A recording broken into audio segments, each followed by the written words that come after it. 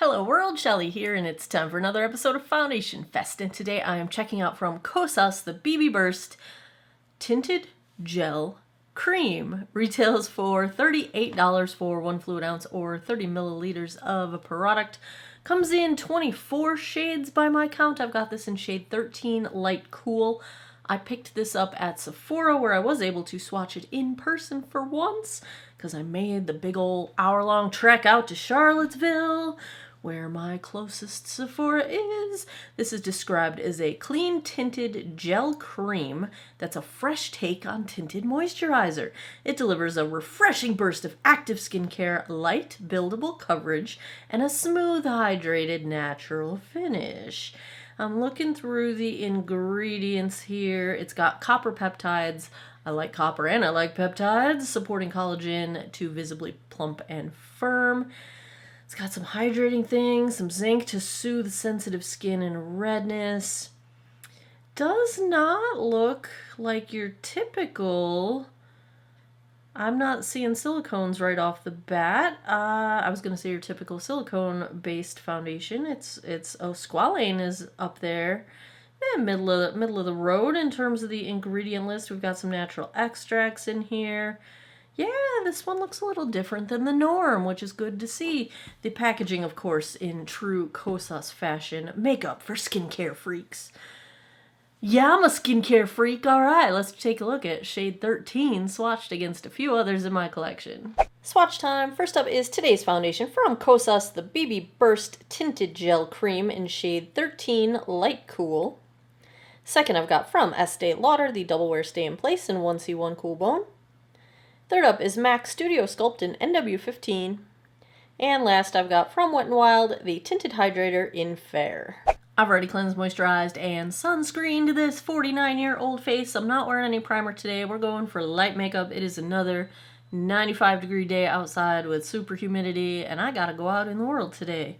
So I'm probably gonna be sweating. I will use damp sponge on one side. These come from Shop Miss A. They're the AOA Studio Paw Paw without cat hair sponges. They're like $1.25 and they're amazing. I buy them in bulk. And the other side I'll use my BK Beauty 101 brush to see if there is a preference for coverage or appearance one way or the other. Let's take a look at how this consistency goes. Ooh, looks like she might be thick. There we go. Pretty thick on the consistency there. No drippy drips. Alright. Now I was going for what I assume will be my summer shade. I'm just a smidge darker in the summer than the winter.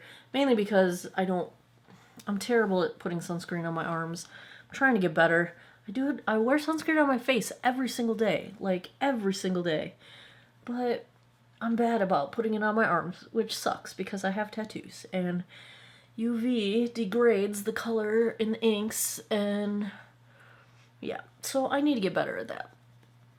Alright, we have a little bit of coverage, pretty sheer, but I am seeing a little redness correction, and I can kind of see that line of demarcation on my forehead for the redness there, but pretty light. All my sun damage is still poking through there. Let's try the brush side. I didn't notice added fragrance in the ingredients, and I'm not really picking up on any... It doesn't seem like there's any intentional fragrance. I think what I'm smelling is just the scent of the ingredients of the product.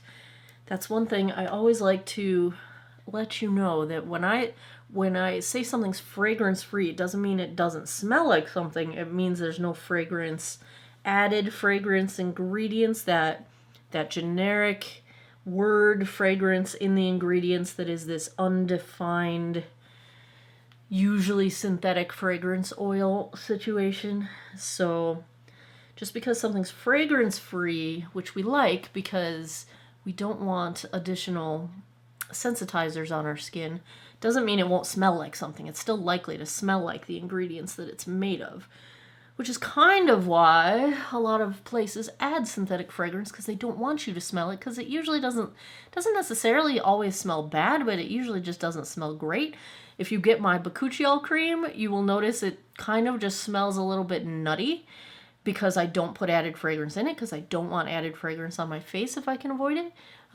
Doesn't mean it doesn't smell like something, but it usually just smells like plain, or maybe a little nutty, or like in my mind, like I think it smells like cardboard. I don't know what that is, but yeah. So this just kind of smells natural. It doesn't smell like much. It kind of smells like cardboard. Maybe a little floral. Maybe one of those extracts is coming through. I would say coverage is about the same either way, brush versus sponge. I feel like I have a little bit left on the palette here, and I feel like I want to use my fingertips to apply. Because actually the texture of this is so sort of smooth and gel-like that I'm kind of enjoying the sensation of blending it out with fingers. I'm going to use this for my concealer as well. I might go in with just a smidge more and blend it out with fingertips. I just put a little dab on there because this really feels nice. The gel, it is a gel-like consistency, and it feels quite nice on the skin. And I think I might have the best coverage I'm gonna get from something that is just a tint will probably be fingertips or a brush, but anything that doesn't soak product up. So we're gonna fingertip this one. I kind of like how it looks with fingertip application. Yep, I'm digging it. I'm digging it. It does have a bit of a tacky set down. I'm peeling a little bit on my neck here, so let's make sure we don't have any of that happening. All right, I think that is as far as we're gonna get coverage wise. Pretty sheer, just does a little bit of evening out, balancing skin tone. I think if you had a lot of redness like rosacea, something that is causing more discoloration, you might not get enough coverage here. Because I can still see like I have a little, I don't know, a little capillary or something going on under my eye there that I can see poking through. I might put a little concealer on under my eyes just for the heck of it, but let me zoom you guys in so you can see. This is a very pretty finish. I feel like it is like, you know, that your skin but better kind of a thing. It has done a little bit to smooth pores. It's done a little bit to smooth out texture. I have a couple mosquito bites on the side of my face. Don't mind that. It's not really covering them. But it does have a slightly dewy finish. I do have a little peeling going on and a little bit of dry skin between my eyebrows, and it's really not catching on anything. It's not really accentuating any of my trouble spots, which is a welcome surprise. Even on my upper lip, on my little peelies on my upper lip, it's not really clinging to them at all. So I'm impressed with that. I feel like the gel texture of it is what's responsible for it not aggravating any kind of loose or flaking skin that I have going on. I am digging the finish. I think it looks very pretty. I think this is going to be a really good no makeup kind of a thing if this holds out and performs well. Let's check the time. It is 1:47. Let me put the rest of my face on. I will be right back. All right, back with the Kosas BB Burst. I'm liking this as a quick look. Out the door. I actually have to get on a Zoom meeting. Oh, I'm 2 minutes late. I actually have a Zoom meeting right now. On the rest of my face, no issues. Did not set it with powder. I have a little bit of the Jones Road Shimmer Face Oil as sort of bronzer. I would not do that with a full coverage foundation because I think the oil would break it down, but with this lighter coverage, it seems to work really well, and it didn't really move anything around, so that seems to be working out fine. I also, for blush, I did the Essence Electric Glow Lip and Cheek. This is one of those pH color changing things. I took a teeny smidge of my Lawless Juicy Watermelon blush, basically just what I had left on my brush, and sort of like set the apples of my cheeks with whatever blush was left on my brush from last time I used it. I don't know, just to sort of set that down on my eyes. 2-color look, just a neutral and a glitter out of the ColourPop Pokemon collab palette. My mascara is the Jones Road mascara, which I really like the fluffy lash look that it gives, especially when I'm doing like a no makeup kind of thing. My lip is the ColourPop Pokemon Thunderbolt. This is the pH color changing lip balm. And on my brows, I did the L'Oreal Brow Lamination. It's not quite enough hold for me. This one likes to fall down, but I've been testing it and I've just been kind of seeing if I can get it to work any stronger. I think most people would find that it's plenty of hold. I just have a ton of heavy eyebrow hairs.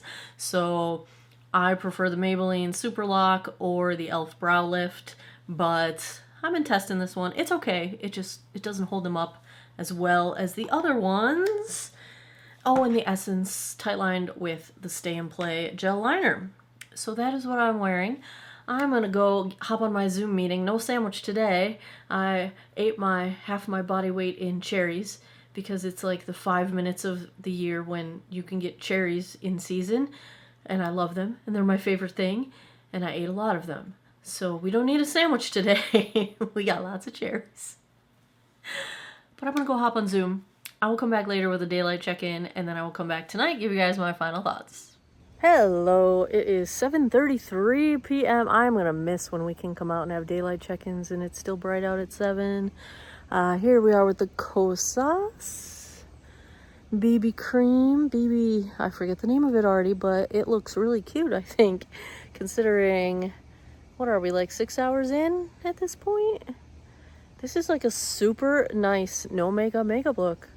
Here's our shade match situation. I think we are fine. What do you think? We had some thunderstorms today. See, everything looks all nice and damp now. It's been so dry. We're in a massive drought. Well, there you have it. There's where we're at right now. I'm pleased. I think it looks good. I don't know why I look so tired. I did not end up putting concealer on. Maybe that's why.